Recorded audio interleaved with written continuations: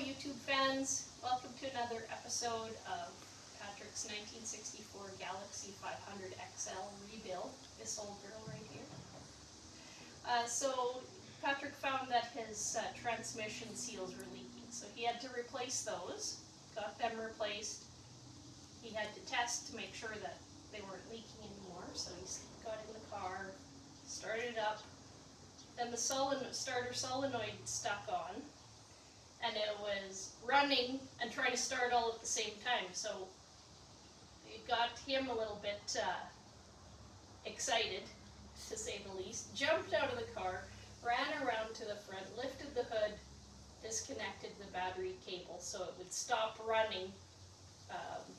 He also has it up on blocks here to, help with access to get to the underneath to replace the transmission seals. It's not too much was done on the bodywork in the last few weeks, but it's coming along. Thanks for tuning in. Give us a like, thumbs up, subscribe if you like. Thanks for joining us today. Well, a bit of good news, everybody. My shifter shaft seal is leaking on my AOD. It's a newly rebuilt from Lentech. Started leaking a little bit pretty much right away once I put the shifter and the low car shift cable in here. It started leaking even worse. So I'll do a little bit of a video on it. It seems to have quite a bit of play in it too, so I don't know if that's normal or not, but I'll take it apart. There's supposed to be a roll pin to keep it from moving too much. Maybe that's normal, maybe it's not. Find out when I take this apart. Unfortunately, you gotta take the pan, replace the gasket, change the filter, and that's the minimum you have to take off to be able to get access to the seal. So we'll see. I'll let you know how it goes. All right, well, looks like I'm going to have my challenges here. What I think I'm going to do, I'm going to put it in park. I'm going to take these off, pull the transmission pan bolts off, and then hopefully get ready to change the gasket. It looks like it actually might be the outside O-ring gasket here. Unfortunately, I can't seem to find a part number yet, but I'll keep looking. In the meantime, I'll start taking stuff apart.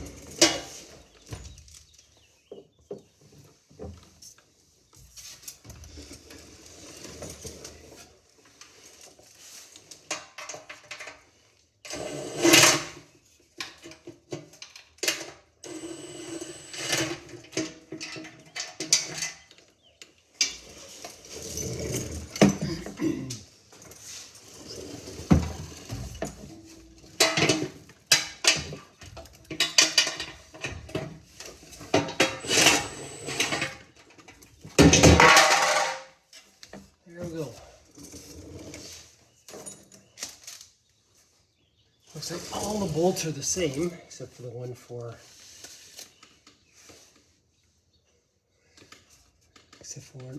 the new AOD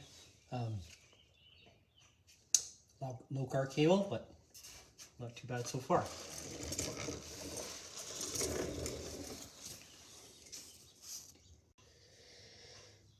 Right, now that I've dropped the pan, it looks like I do have to take this filter out. There's 3 bolts, one there and 2 up front, and it comes off and there's a gasket in there. So I'll take it off, and then the next step will be to try to take this apart in here. It looks like there's a spring in there that I have to access and a 13/16 nut I have to loosen off.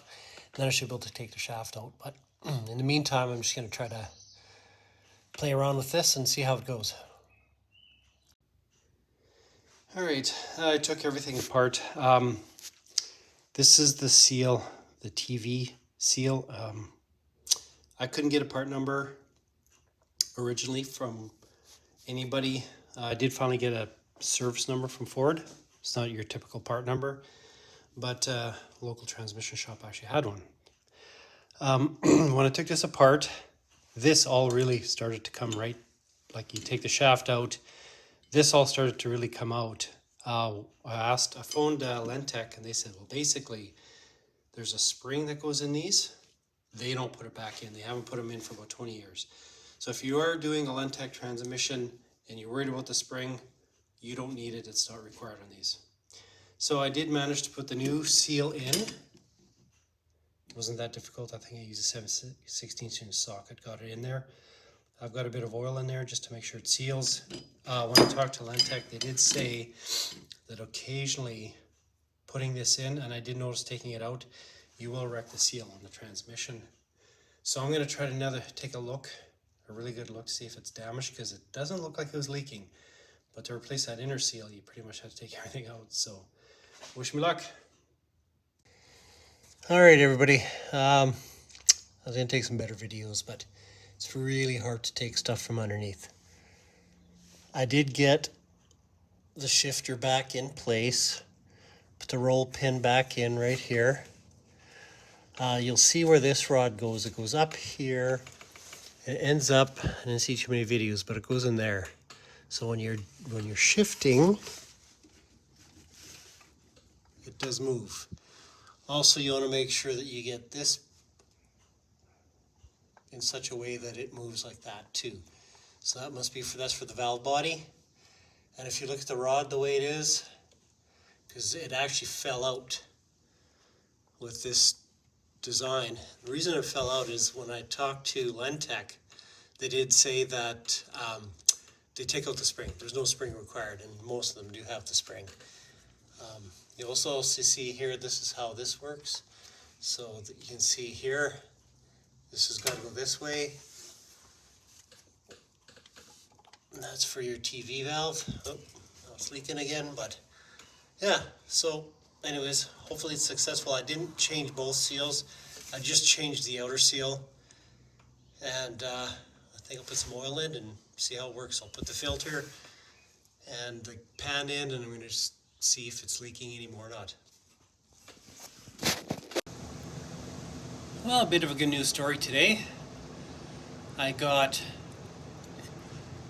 the TV valve seal changed, and I didn't even do the one on the body of the transmission, which should be getting delivered today, and I have 0 leaks. So pretty happy so far. I did a test on the pressure gauge to see what the pressure was at idle, and I'm at about 5 psi, which is exactly the middle of what Lentech recommends. So overall, pretty good story.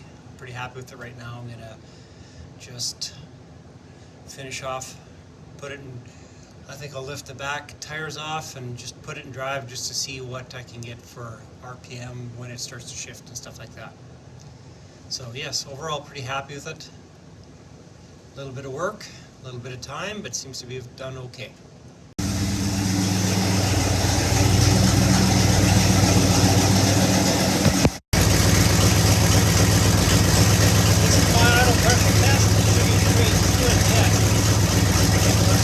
Right on the mark.